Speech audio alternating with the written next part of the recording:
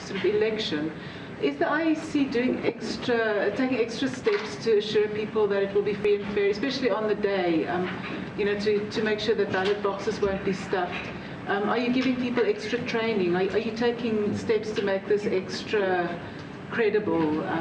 And also on the violence, in terms of, I'm not sure if it's your job or if it's the security agencies, but have they identified potential no-go zones? How many of those potential no-go zones for the IEC are there? And and what measures will be taken to make sure they're not no-go zones? Let me take one question. This is a follow-up to Corinne's question. It's Goldie Carlson from TVC News. I just wanted to know whether or not the IEC feels that this process, the list process, we've seen so many objections from communities about the list process, not just when it comes to the ANC, but other parties as well. Are they satisfied that it was free and fair? And what assurances can they give to communities who might have problems with the lists and candidate names that were submitted to the IEC?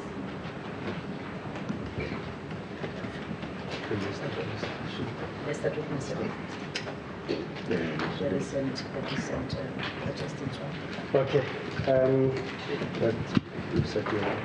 Let me deal with the question that Amos is raising. I leave the Tshwane one for the VC to deal with. The PAC matter, you will recall that there was a matter in court on the 20th of June. The court has ruled in that matter. And that ruling of the court has helped us to deal with the matter. The matter is gone. You will see on the list the PAC you will find are indicated in there.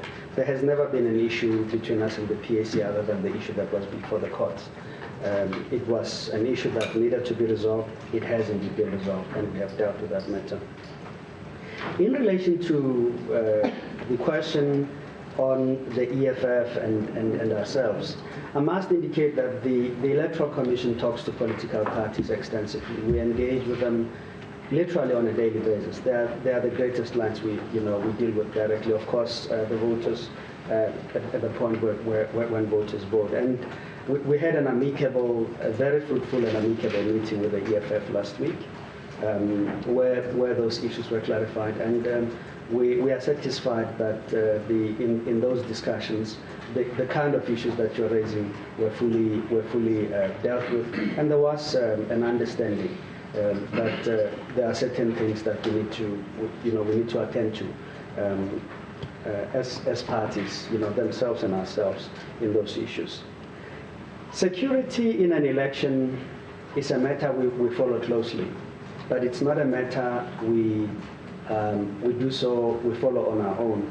We bring to the attention of the security cluster the concerns that we have. We assess and have access to their security assessment of the country, and we take appropriate steps as may be necessary to deal with those issues. And in this respect, we don't have areas where we are concerned this is a no-go zone area. These are matters where once the security concerns are identified, we take measures in advance to deal with those issues.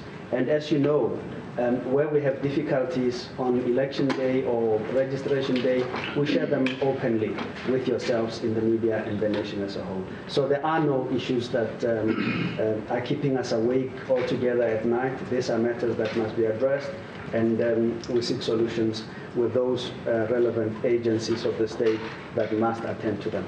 I think those were the questions that I needed to do. I think it is important for me to emphasize that the electoral process is a joint responsibility.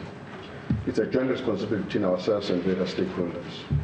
So if there are events and processes that disrupt the electoral processes, we would be concerned as the Electoral Commission, but would also expect our partners, particularly the political parties, to do their best to make sure that the situation is contained and arrested, and that we are able to have these elections within an environment conducive to free and fair elections. So the violent protests that erupted in Tshwane were of great concern to us as the Commission, And we will continue to monitor the situation and have conversation with the political parties concerned to make sure that those kind of issues are dealt with and we don't have those kind of challenges spilling into our electoral processes.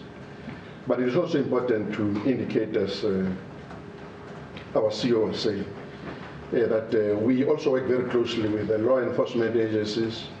Our first prize, of course, is a negotiated settlement between communities and the leaders in those communities. And if we are able to achieve that, we will be happy. But in a situation where we are not able to arrest the situation and there's still elements of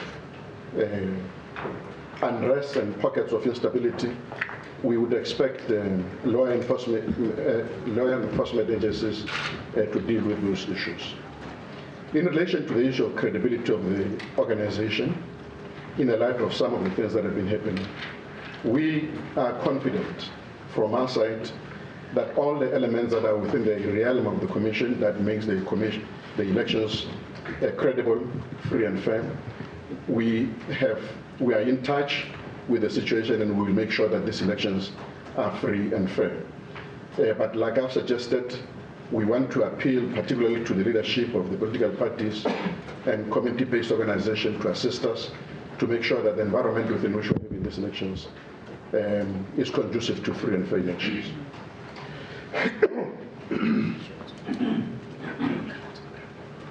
Let me take, looks like most of the issues I've covered. I'm not seeing any hands up. I'm assuming they were okay, no? The hand clarity. Yeah. Yes, so to ask a question about training of electoral officers. Additional measures that we're taking. I'm just quite curious, are you factoring this into the training and how's the training going?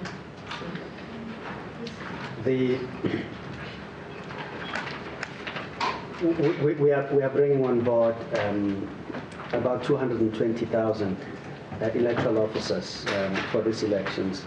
And every one of them will be trained extensively, or is being trained extensively. In fact, part of that work is nearing completion. Clearly, every one of them we have trained and had the opportunity to review whether they have had an understanding of that training. And from that point of view, we are very satisfied with the training. Clearly, we monitor issues that are relevant, some situations in some areas more than in others, and we have communication with these staff members as may be necessary to update them on those developments. I trust that we are answering your question. There was a question asked, and I've been made aware of it. In relation to the finality of the list, yes, indeed. There is no process open for anyone at the moment to submit fresh candidates. That process is closed. I don't know how that arises, but it is closed. It is gone. Yeah. Thank you very much. See, I'm not sure if Kai was hoping to submit his name. He's looking very depressed. Ladies and gentlemen, let me take this moment to thank the media for coming through this afternoon. Definitely, we honor in terms of the elections timetable, special voting is on the way, it's underway. On the 8th of July, it's closing. We're busy with the rest of the processes. As an organization, we're hard at work to ensure that come 3 August, we're going to the polls. Electoral Commission leadership, thank you very much. VC, thank you very much. Thanks, colleagues. Thank you. Right, that was an IEC media briefing being held in Centurion. In a little while, after the break, we'll have some more news for you.